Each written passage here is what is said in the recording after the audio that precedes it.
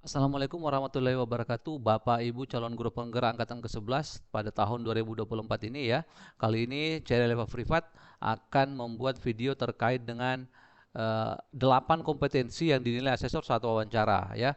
Meskipun saat ini masih dalam proses simulasi mengajar, namun sudah pasti semua kandidat yang ikut simulasi mengajar itu pasti juga akan mengikuti proses wawancara, sehingga sangat penting setelah mengikuti simulasi mengajar itu juga melakukan persiapan untuk wawancaranya. Namun sebagai bentuk dukungan terhadap channel kami, channel Eva Privat, teman-teman yang selama ini sudah menonton ya, itu dipersilakan untuk klik tombol subscribe, like, dan komen serta share video ini sehingga lebih banyak lagi teman-teman yang memperoleh manfaat dari video ini. Baik, wawancara itu sebenarnya tujuan dari wawancara itu dilakukan untuk mengetahui kompetensi pribadi kandidat ya.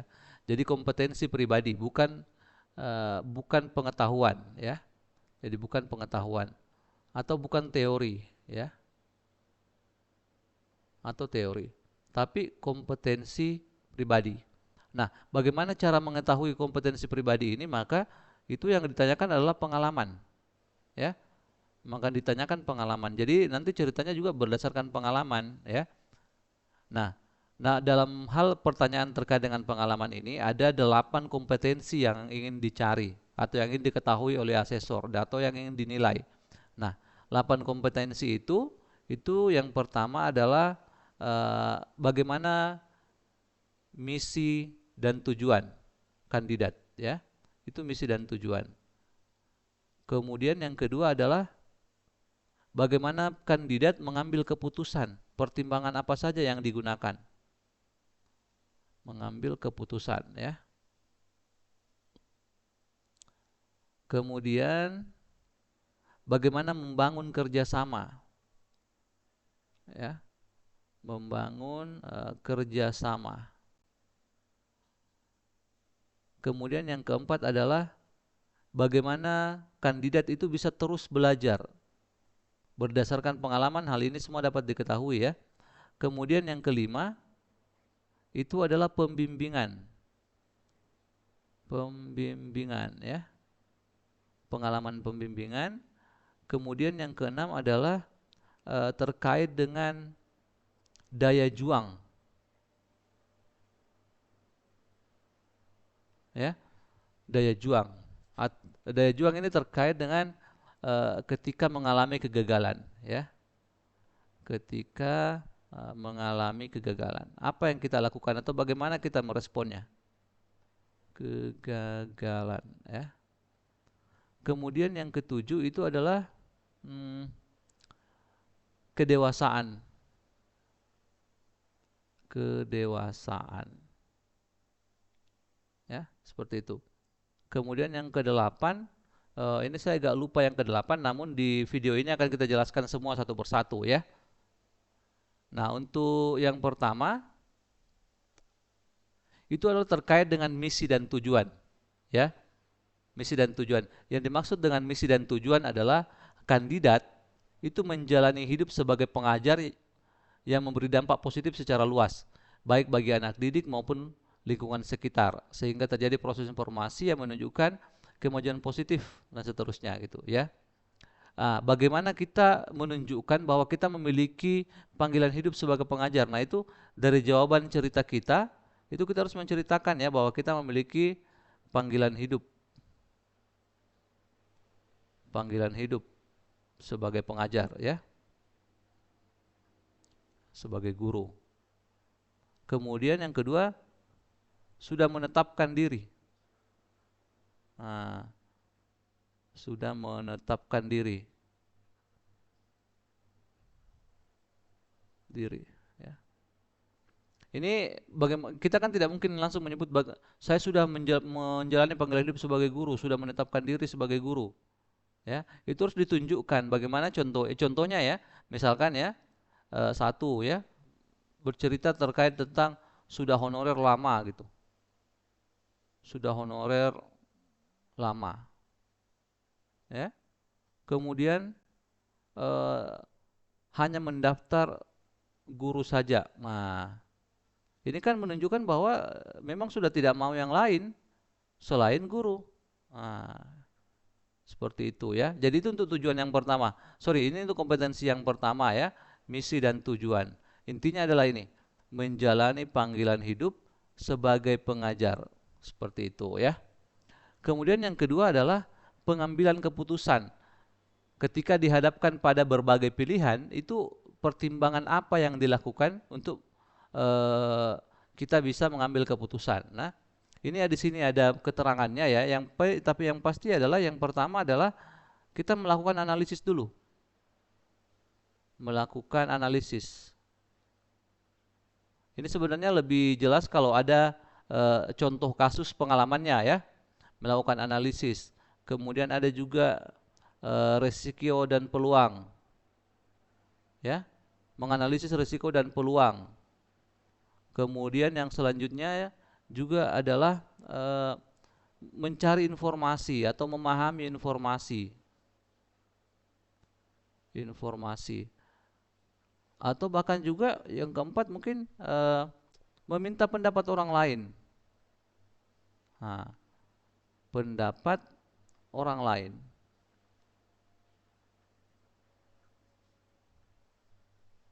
Seperti itu ya. Itu untuk kompetensi yang kedua.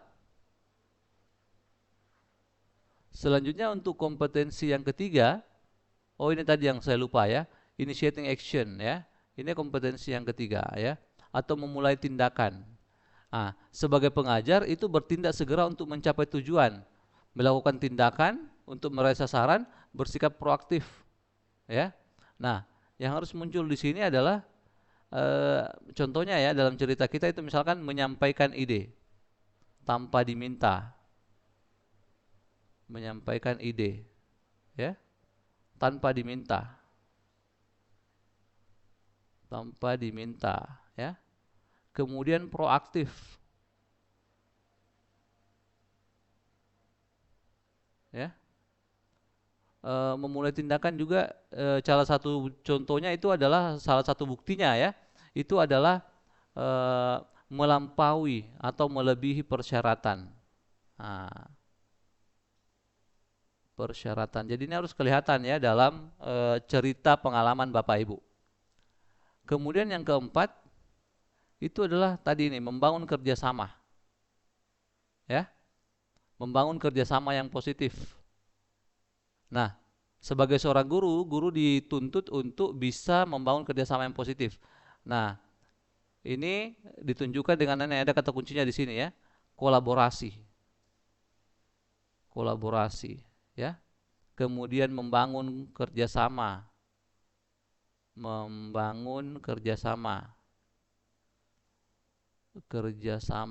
ya. Kemudian mencari kolaborasi, sekedar mencari juga mempertahankan kolaborasi,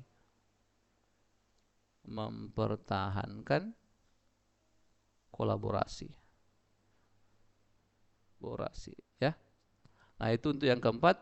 Kemudian yang kelima itu adalah coaching atau pembimbingan ya. Nah, melibatkan diri dan berkomitmen dalam proses pengembangan perilaku orang lain, ya, atau pengetahuan spesifik yang dibutuhkan coaching. Coaching yang dimaksud tidak mesti harus anak didik, tapi rekan kerja juga boleh, pengajar juga boleh, orang lain juga boleh. Serta memastikan munculnya sikap positif dari coaching. Nah, perbedaan ini dengan mengajar ya, perbedaannya dengan mengajar, ya, itu adalah kalau di sini itu ada komitmen,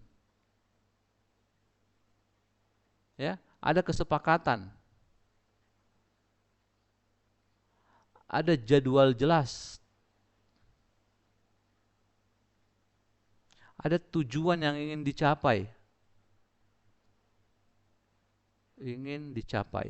Nah, ini semua jelas, ya. Kemudian yang keenam itu adalah continuous learning atau belajar secara terus-menerus, ya. Ini kata kuncinya ada di sini. Sadar akan area kekuatan dan area yang perlu diperbaiki, ya. Intinya di sini harus menceritakan bahwa terus mencari hal baru, terus belajar hal baru, ya. Kemudian meminta saran atau pendapat orang lain, pendapat orang lain, orang lain. Kemudian hasil belajarnya itu diterapkan di kelas. Nah, diterapkan di kelas. Oke, baik itu ya terkait dengan belajar terus-menerus. Kemudian yang ketujuh adalah daya juang. Nah, daya juang ini terkait tadi kalau saya bicara terkait dengan kegagalan ya. Nah, ini di sini ada kata kuncinya. Terus berupaya. Kalau kita gagal, misalkan sebelumnya pernah daftar calon guru penggerak tapi gagal. Nah, terus berupaya daftar lagi. Berupaya ya. Kemudian mencoba atau mengusahakan hal baru. Hal baru. Maksudnya mencoba ini usahanya ya. Nah, kemudian tetap semangat. Seperti itu ya. Ini tadi adalah kompetensi yang ketujuh ya. Kompetensi yang terakhir atau kompetensi yang kedelapan adalah kematangan etika ya. Ini terkait dengan kalau kita dihadapkan pada situasi ada pelanggaran ya, maka kita yang harus kita lakukan adalah harus melawan pelanggaran itu, melawan ya, tidak setuju, konsisten dengan perkataan kita, dengan perkataan, dan yang terakhir adalah menjunjung tinggi nilai ya, menjunjung tinggi nilai luhur ya. Baik, demikian 8 kompetensi yang ditanyakan terkait atau yang digali oleh asesor terkait dengan wawancara guru penggerak ya. Terkait dengan wawancara guru penggerak ini nanti banyak video di list di di deskripsi video ini yang saya sematkan di sana ya, yang lebih detail penjelasannya dan terkait dengan jenis-jenis pertanyaan dan apa saja kata kunci dalam mengenali pertanyaan asesor. Terima kasih banyak. Assalamualaikum warahmatullahi wabarakatuh.